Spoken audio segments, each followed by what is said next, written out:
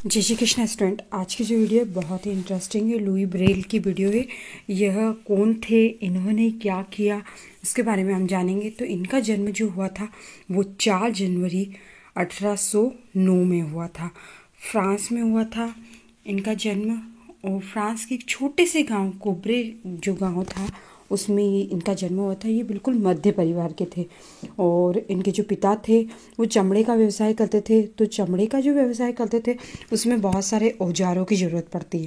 तो वो औजार उनके पास होते थे, लकड़ी की कठोर कठोर लकड़ियाँ या फिर रस्सी या फिर लोहे के टुकड़े, घोड़े की नाल, चाकू, ऐसे ही लोहे के औजार उनके पास हुआ करते थे।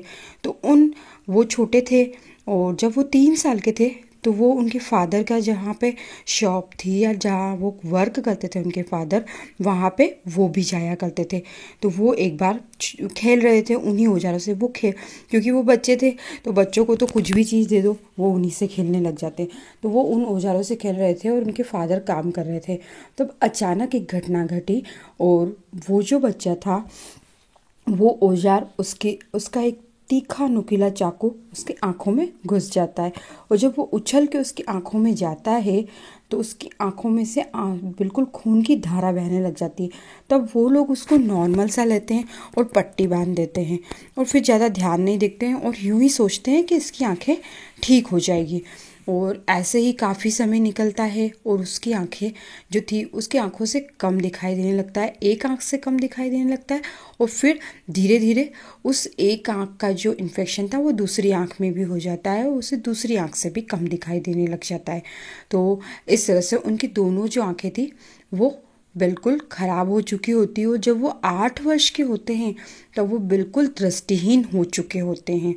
तो लेकिन वो बहुत एक्टिव होते हैं और वो नहीं दिखता है तो भी वो लकड़ी लेकर पूरे गांव में, जो उनका गांव था उसमें वो घूमते हैं। जब वो घूम रहे होते हैं ना तब वो एक यही फ्रांस के जो पदारी थे वैलेंटाइन, उनके पास वो उनको देखते और वो उनको देखकर और उनकी एक्टिवनेस को देखकर वो उनको कुछ बाइबल की कहानियाँ सुनाते हैं, उनको फूलों की पहचान ऐसा सिखाते हैं कि स्पर्श कर कर तुम किसी भी चीज़ के बारे में जान सकते हो। इस तरह से वो फिर जब 10 वर्ष के होते हैं 1819 में, तब उन्हें 10 वर्षीय एक बालक रॉयल इंस्टीट्यूट में उन्हें एडमिशन दिया जाता है जो कि ब्लाइंड का इंस्टीट्यूट होता है। तो वहाँ पर उन्हें शिक्षा दी जाती है। लेकिन वहाँ पर ही उन्हें एक चार्ल्स बर्बर के बारे में पता चलता है, कैप्टन के बारे में, जो ये 1821 की बात कर रही हूँ, जस्ट 2 साल बाद में। और जब वो जो होते हैं वो सैनिक होते हैं और वो सैनिकों के लिए कूटनीति बनाते हैं। तो वो जब वो सैनिकों के लिए कूटनीति बनाते हैं तो ये भी देखते हैं कि यार इस मतलब ये कैसे जो कि अंधेरे में भी उस कूटनीति से देखा जा सकता है और एक दूसरे को किसी भी बारे में बताया जा सकता है। तो वो भी उस जो लिपि थी उसका प्रयोग करते और वो ये 1821 की बात बता रही हूँ मैं।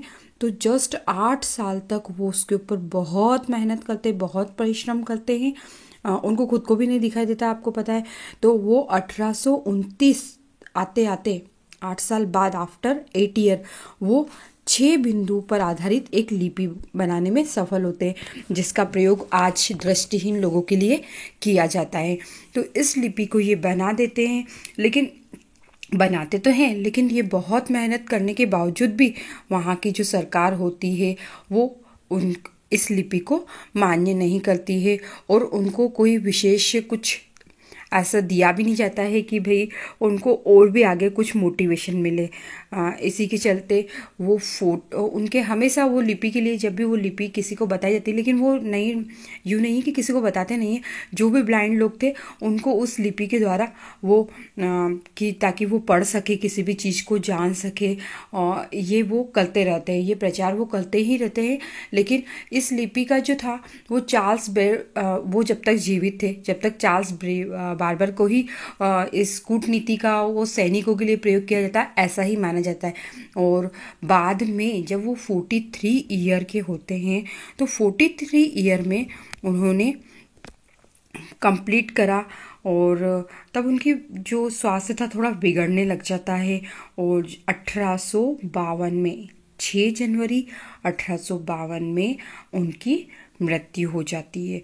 तो जब उनकी मृत्यु हो जाती है तब तक तो कोई उस लिपि के बारे में जानता नहीं है, लेकिन तब उनकी मृत्यु के 100 साल बाद में जब इस लिपि के बारे में, ताकि ये कितनी अच्छी लिपि है और ये जो दृष्टिहीन लोगों को पढ़ने में कितनी सहायक होती है, ये सब चीज़ों के बारे में पता चलता है। जब पता चलता है तो उनको बहुत सम्मान के लिए क्या किया जाए, तो उनके जो निवास स्थान है जहाँ पर उनको दफनाया गया था, वहाँ से उनके अस्थियों को निकाला जाता है, उसको सम्मान दिया जाता है, राजकीय सम्मान दिया जाता है, राजकीय शोक प्रकट किया जाता है।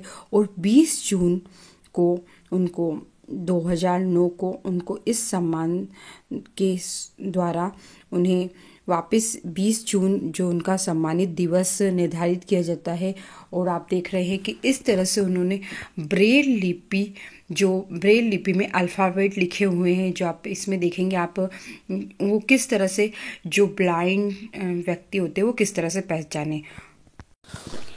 तो आज इनका बर्थडे था, तो आपने जाना लुई ब्रेल के बारे में। Okay, thank you.